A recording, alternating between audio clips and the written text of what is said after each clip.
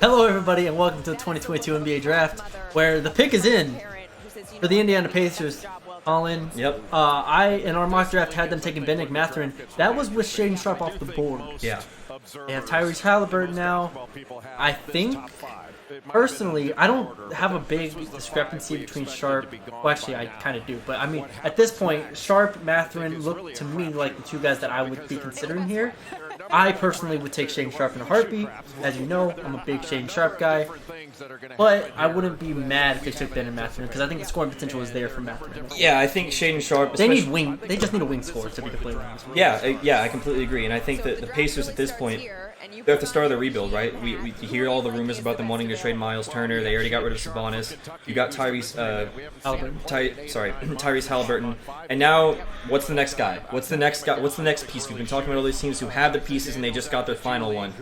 What's the next piece though for the Pacers? Because obviously they're not going to be a playoff team next year, and pending something else. Yeah. Where's your home run swing? And I think that the home run swing here is Shaden Sharp over Bennedict Mathurin. I think.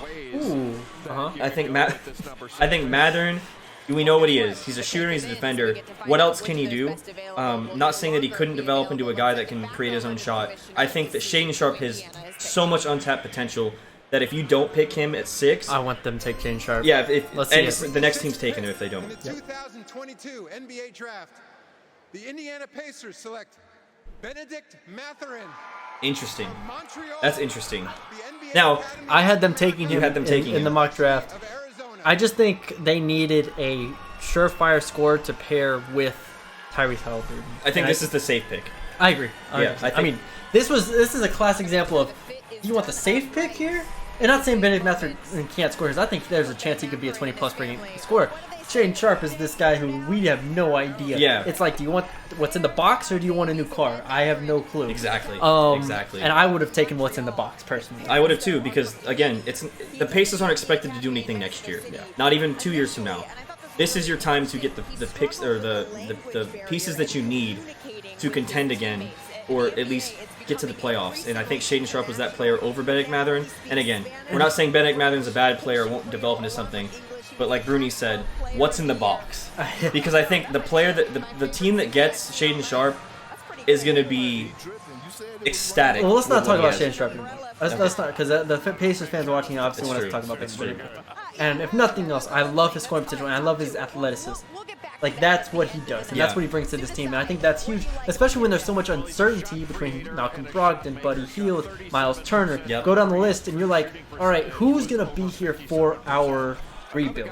And that's what this is. Even if it's not a complete rebuild, you're not starting from zero like the Thunder. It's still a rebuild.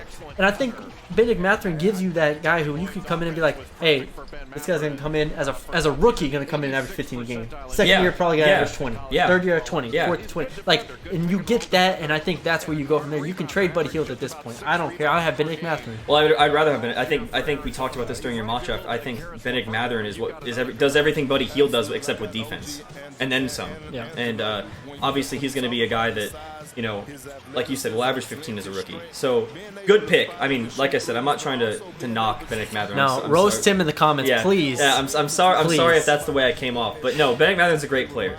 I had him going number 6 in my mock. Where did you have him on your big board? I think I had him 8th. 10th. All right. Yeah. No, he hates him. There you go. He's calling me out. There you go. I had him 7th on my big board. For those who haven't watched our big board videos, but let me make sure I didn't miss anything. Versatile shooter, can come off screen, spot up, can score off movements. Got to the free throw line 5 times a game, which I thought was really impressive. That was a lot.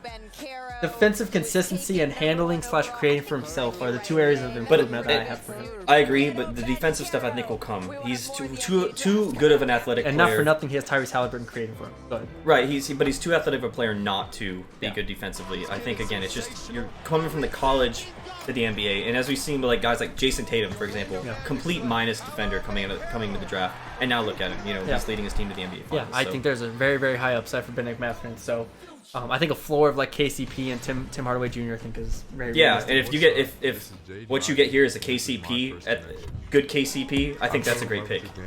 Well, because KCP. Well, I don't want. Yeah, but I just don't want people to associate it with Wizards. KCP. No, you just compared Bennedict Mathurin to KCP. You still hate Bennedict Mathurin. All right, there we go. We appreciate y'all for joining us, and we'll talk to y'all later.